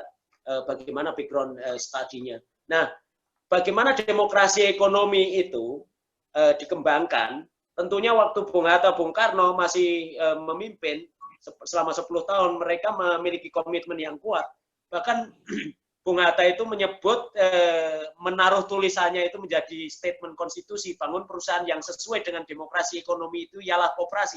Itu futuristik sekali, yang dimana hari ini sebetulnya koperasi itu adalah skema perusahaan masa depan karena memungkinkan konsumen sekaligus pekerja itu menjadi pemilik dari perusahaan, yang itu tidak akan mungkin dilakukan oleh perusahaan-perusahaan yang lain karena mereka itu adalah investor driven. Nah, bagaimana demokrasi ekonomi mengalami penyimpangan? Itu tentunya ketika Bung Hatta masih hidup waktu itu untuk melakukan konsolidasi politik saja, di mana habis perang tentunya rakyat banyak kocar-kacir, di mana mereka juga tidak punya uang dan sebagainya, dan kemudian ditambah lagi situasi yang sangat memprihatinkan karena terjadinya perebutan kekuasaan di awal-awal masa pemerintahan Indonesia, Republik Indonesia. Tapi menurut saya Bung Hatta memiliki komitmen yang kuat dan kemudian saya melihat itu dituangkan dalam banyak tulisan. Walaupun dalam situasi yang seperti itu, rakyat seperti itu, tapi ternyata banyak tulisan-tulisan beliau itu sangat futuristik sekali membicarakan demokrasi ekonomi. Nah, bagaimana implementasinya sebetulnya itu yang saya lihat ekonomi kita itu sebetulnya sedang mengalami masalah-masalah serius adalah ketika Orde Baru terutama. Orde Baru itu melakukan penyimpangan yang luar biasa. Bahkan saya mendapat cerita dari Profesor Sriadi Swasono. Profesor Sriadi Swasono ini mantunya Bung Hatta, kemudian dipanggil oleh Pak Harto, datang ke istana bersama Bung Hatta. Terus Pak Harto bilang, kapan saatnya seharusnya bagaimana membangun demokrasi ekonomi dan koperasi itu. Bung Hatta menjawab, harus dari bawah, harus dikembangkan prakarsanya oleh masyarakat sendiri. Sriadi Swasono dipanggil ke dalam kamarnya setelah Bung Hatta pulang. Pak Harto mengatakan, Bung Hatta betul, tapi itu terlalu lama, Saudara Edi. Kalau saya ini kan tentara, maunya ya langsung cepat saja. Gimana caranya? Ya kita bangunlah yang namanya koperasi itu dari atas. Maka muncullah KUD. Nah itu penyimpangan sebetulnya. Yang itu pada akhirnya merusak citra dari koperasi itu sendiri. Tapi kebanyakan masyarakat sendiri sebetulnya di Indonesia itu tidak memahami sebetulnya skema perusahaan masa depan ini atau koperasi ini. Mereka taunya koperasi itu adalah simpan pinjam. Kenapa? Karena ya memang undang-undangnya, regulasi maupun kebijakan itu banyak mendiskriminasi atau mendiskreditkan koperasi. Bukan hanya mendiskriminasi, tapi mengeliminasi bahkan. Saya sudah melakukan penelitian pendahuluan, mempelajari framework dari aspek regulasi yang ada di Indonesia ini kaitannya dengan perkoperasian bagaimana. Ternyata kita itu the worst in the world. Saya sendiri agak khawatir bahwa undang-undang kita ini juga tidak akan segera berubah karena sampai hari ini juga kemarin itu kelompok Nurdin Halid yang ingin memperjuangkan undang-undang koperasi ini sesuai dengan keinginan dia untuk dimonopoli, itu masih terus terjadi dan bahkan kemarin itu sempat mau diketok di akhir-akhir masa rapat paripurna. Tapi penyimpangan demokrasi ekonomi ini sebetulnya itu kalau Anda lihat krisis tahun 98 di sidang istimewa itu muncul salah satu tab MPR yang bunyinya adalah politik ekonomi dalam rangka demokratisasi ekonomi. Anda buka lagi itu tab MPR hasil sidang istimewa waktu reformasi. Tapi ini ternyata tidak diterjemahkan apapun. Bahkan Undang-Undang Dasar 45 yang sudah diamandemen tahun 2003 itu bunyi ayat 5-nya hasil amandemen itu adalah bahwa kita harus menyusun sistem perekonomian nasional. Dan di ayat-ayat sebelumnya sistem perekonomian kita disebut demokrasi ekonomi.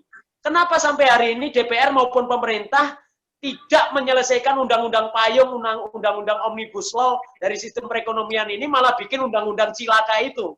Ini artinya bahwa pemimpin-pemimpin kita ini minus ideologi. Kita sekarang ini krisis ideologi yang pada akhirnya menyebabkan krisis kepemimpinan yang bisa jadi dengan adanya pandemi ini nanti kalau tidak mengarah kepada sistem demokrasi ekonomi, kita mengarahkan anak panah kita untuk memperbaiki sistem ekonomi, itu bukan tidak mungkin kita akan menimbulkan satu sistem rakyat karena banyak orang yang akan jatuh miskin.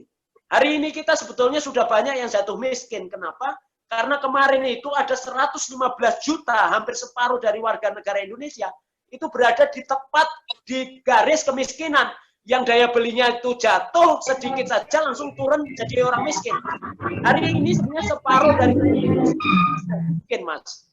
Artinya demokrasi ekonomi sampai hari ini mengalami banyak perubahan dan kita harus mendorong perubahan sistem ini dengan adanya momentum pandemi ini, Mas. Tapi momentum paling pentingnya ada di era Orde Baru ini.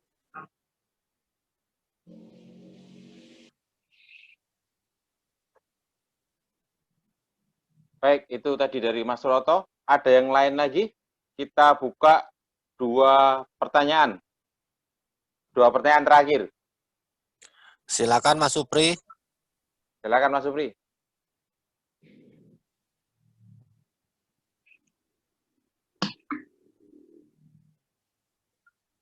Silakan Mas Supri. Denger Rizad ya? Dah. Oh ya. Enggak, mau tanya saja menurut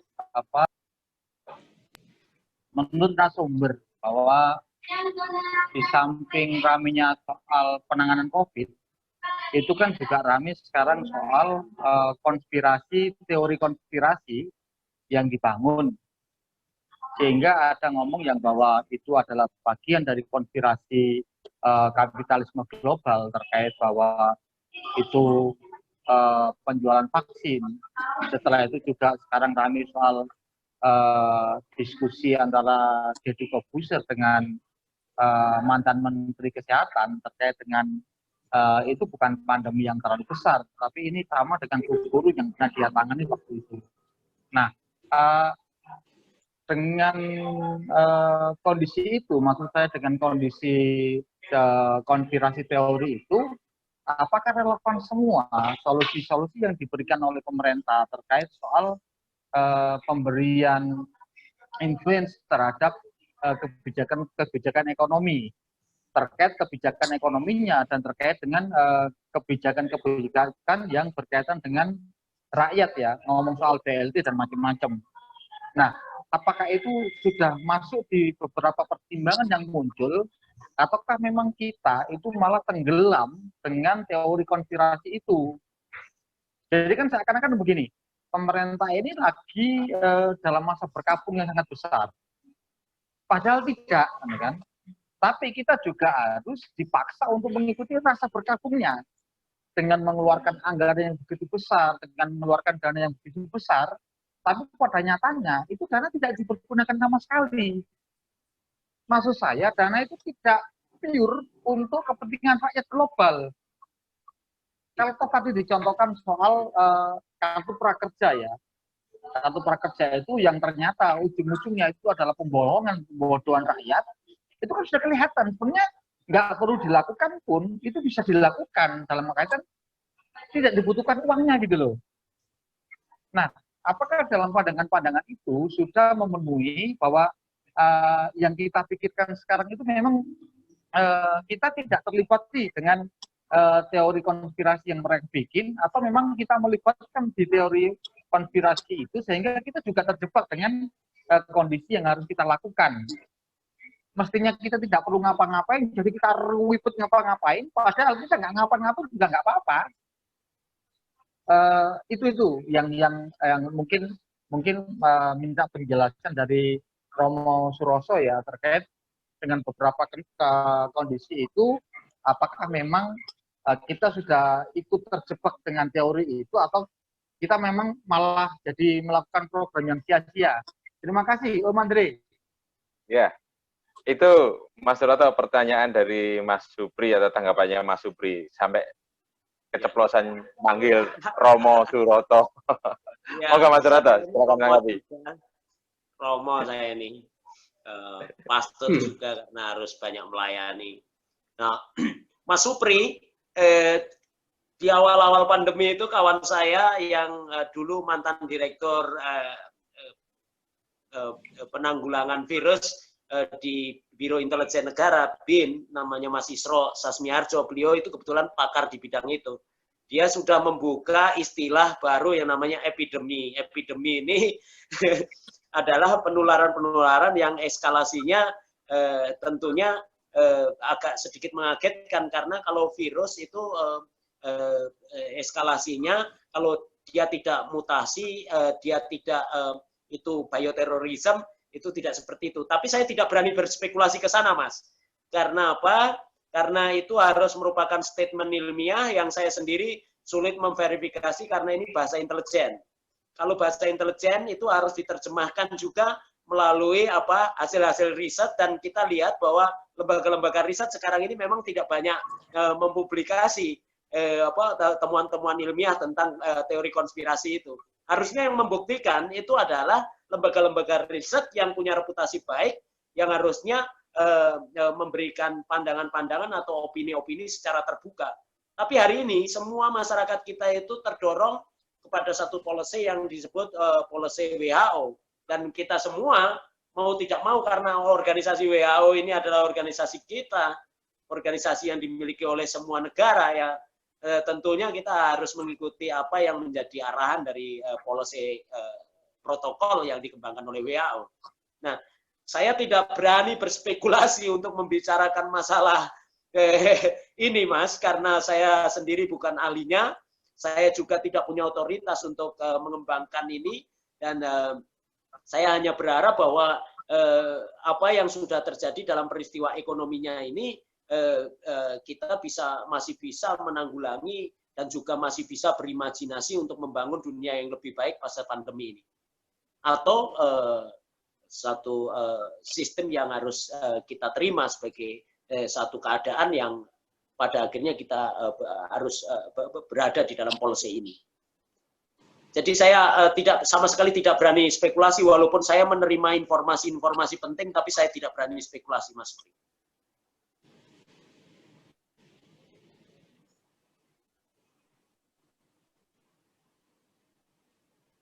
Itu Mas ya?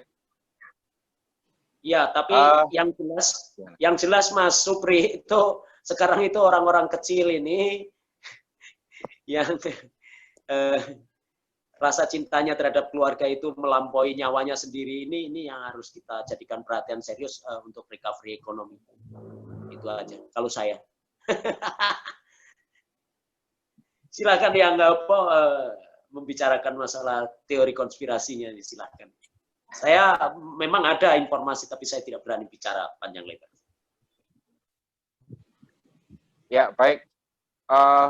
Mas Roto, pertanyaan terakhir sebelum kita sudahi obrolan kita bersama ini.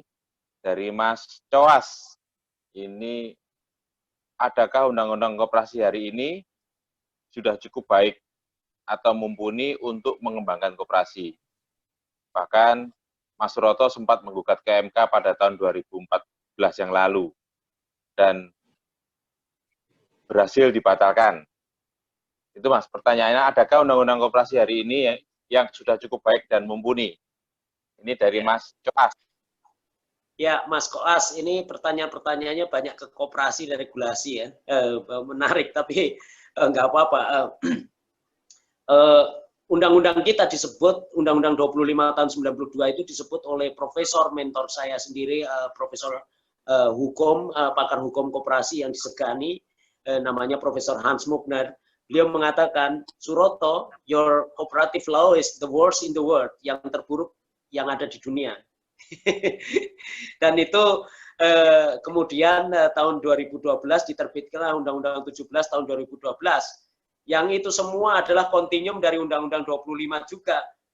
Menjadi lebih buruk lagi, karena per definisi saja waktu itu diterjemahkan koperasi adalah badan hukum. Hanya gugatan atau uji materi terhadap satu ayat yang dianggap tidak memiliki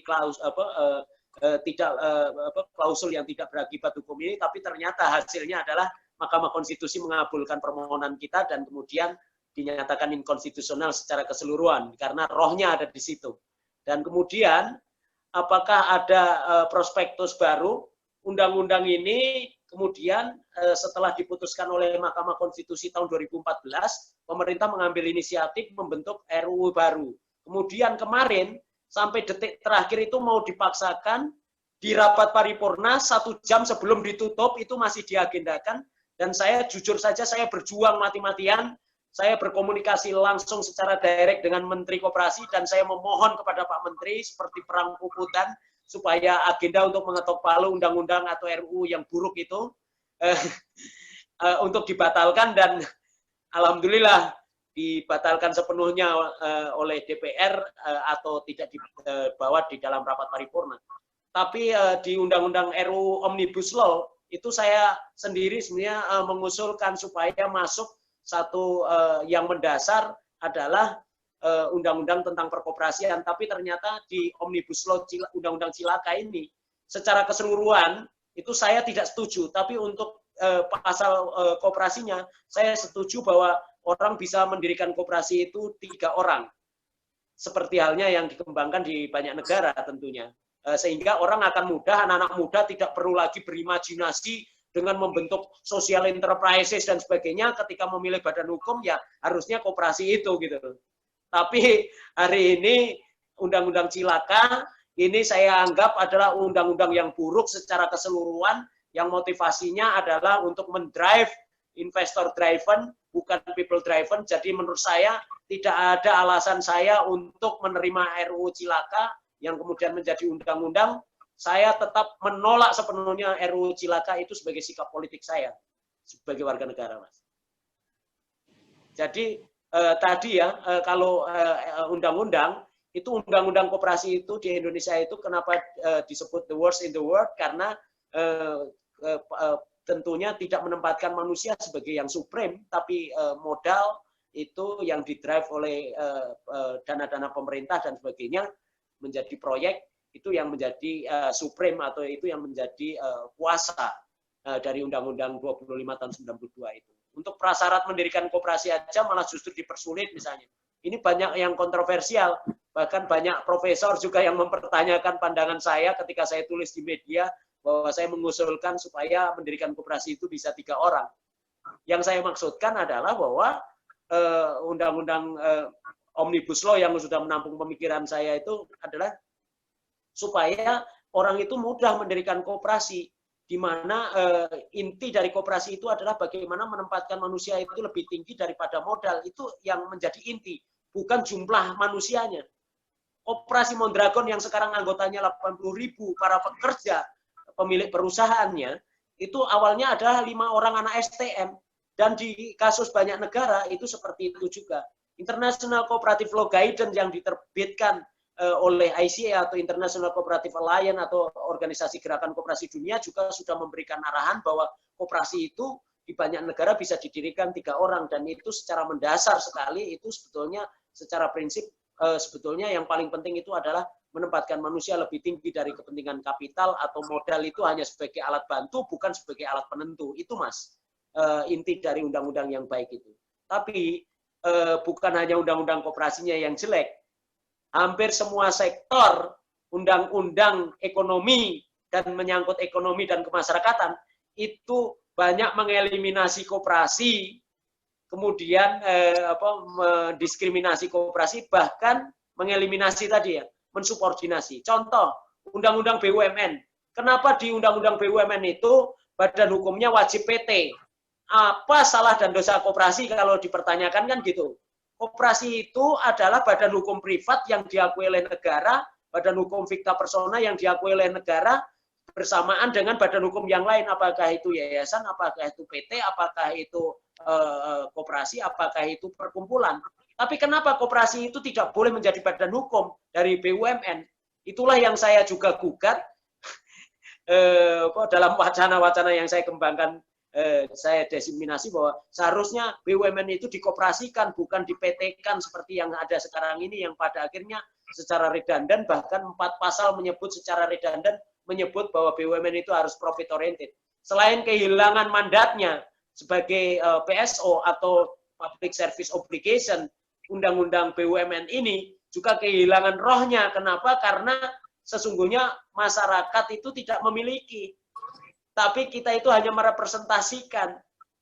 Dunia hari ini, ekonomi hari ini, sebetulnya sudah dengan adanya basis teknologi dan sebagainya, itu setiap orang itu bisa saja menjadi pemilik dari perusahaan. Kenapa ini kok menjadi sapi perahan dari kepentingan elit kekuasaan yang kita tahu BUMN itu bobrok karena ada di dalam masalah sistem transparansi dan juga partisipasi serta demokrasi yang tidak bekerja di dalam sistem perusahaan ini.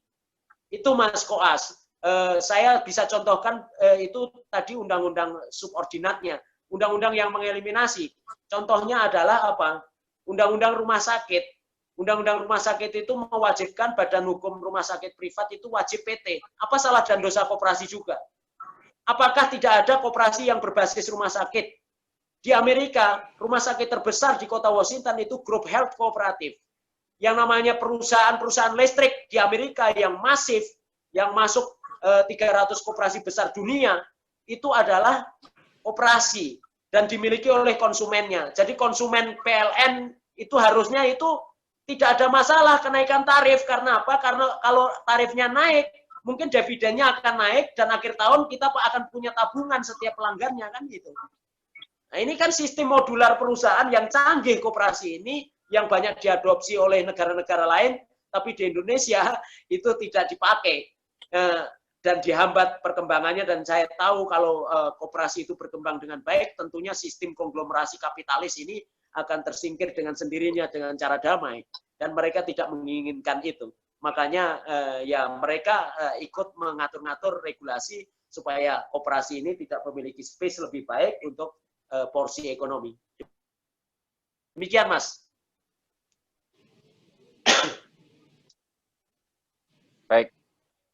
Mas Roto, satu pertanyaan dari saya yang terakhir, Mas Roto. Sebagai penutup, situasi sekarang ini kan berimbas pada banyak orang, terutama mereka yang pekerja harian lepas ya.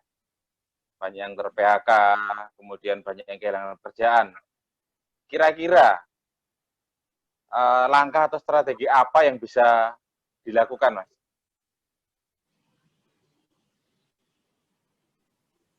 Saya paham, Mas. Orang kehilangan martabatnya itu ketika orang kehilangan pekerjaannya, atau orang-orang yang penghasilannya harian sekarang di stop, tidak boleh jualan dan sebagainya. Menurut saya solusinya adalah hari ini kita harus kembali kepada pertama tetap memperhatikan keselamatan jiwa. Tapi yang paling penting adalah bagaimana kita juga harus melihat bahwa kemampuan fiskal pemerintah ini tidak memadai lagi. Dan pemerintah itu sebenarnya sudah dalam situasi yang gawat.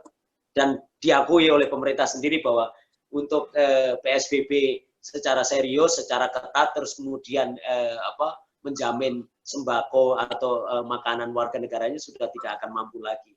Maka dari itu, menurut saya sekarang ini sebisa-bisa mungkin ketika pemerintah sudah melonggarkan sekarang ini, ya saya tahu bahwa orang-orang itu lebih baik mati daripada harus mati kelaparan di rumah. Lebih baik mati karena cintanya terhadap keluarga itu lebih tinggi daripada mati kelaparan bersama keluarganya di rumah. Itu saja yang saya kira harus segera dimulai. Dan kalau pemerintah itu serius, sebetulnya ya tadi maksud si sektor-sektor pangan, tapi pangan yang bagaimana jalur distribusinya supaya tidak dikuasai oleh jejaring mafia kartel, itu yang paling penting juga. Jadi misalnya orang panen beras, carikan demand-nya langsung melalui koperasi seperti yang saya lakukan. Kami mengirim beras yang ada di Blitar, kita kirim kepada Romo Reksi yang ada di NTT yang tidak menghasilkan beras.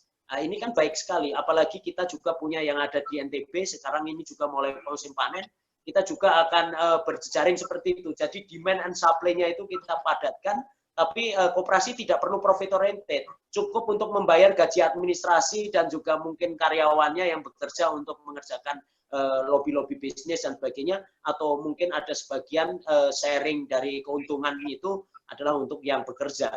Itu saya kira harus dibikin sesimpel itu. Dan orang-orang yang mau mengembangkan bisnis tidak harus badan hukum koperasi, karena badan hukum koperasi di Indonesia itu tidak mudah. Maka dari itu kalau misalnya belum punya PT, bikin PT supaya trusted, supaya bisa bekerja taktis. Jadi saya tidak berarti mengurangi makna perjuangan ideologis untuk memperjuangkan koperasi, tapi kita dalam situasi jangka pendek kita harus taktis. Demikian, Mas. Ya, terima kasih Mas Roto.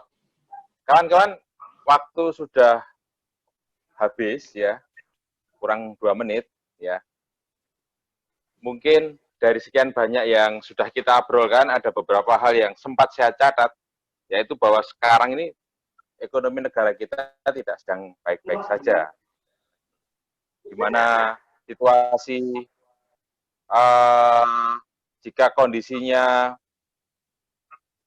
pendapatan kita itu, kombinasi antara minus pertumbuhan ekonomi dan inflasi, maka situasinya akan semakin parah atau bisa tadi disebut oleh Mas Suroto stagflasi ya. Nah, beberapa hal yang disarankan oleh Mas Suroto itu adalah perlunya pengembangan ekonomi secara mandiri dan selalu siap pada ekonomi alternatif. Kemudian perlunya pembatasan rasio gaji. Kemudian ada juga pendapatan income citizen. Kemudian perlunya sistem demokrasi yang ekonomi. Itu yang saya tangkap. Satu lagi, terakhir tadi sempat saya catat adalah pentingnya membangun jaringan ekonomi untuk penguatan ekonomi masyarakat. Itu yang saya simpulkan dari obrolan kita. Sebenarnya banyak, tetapi itu yang berhasil saya rekam dari catatan saya. Saya mengucapkan terima kasih kepada Mas Suroto yang sudah menemani kita selama 2 jam. Terima kasih juga kepada kawan-kawan yang hadir, Mas Supri dari KSN, kemudian Mbak Yuli dari Lampung, terima kasih sudah hadir, kemudian Mas Daniel Nadaek, kemudian ada Mas Koas, ada juga Mas Martinus, Mas Wisnu, dan Mas Juir atau Mas Fahdul Qoir dari Kontras. Satu lagi Mas Suroto, untuk kawan-kawan yang membutuhkan kontak jenengan gimana ini?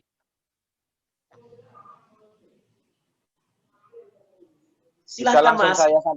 saya sampaikan di sini? Ya, boleh. Boleh ya? Ya. Bagi yang membutuhkan kontaknya Mas Suroto bisa dicatat, nomornya adalah 081 5488 23 229.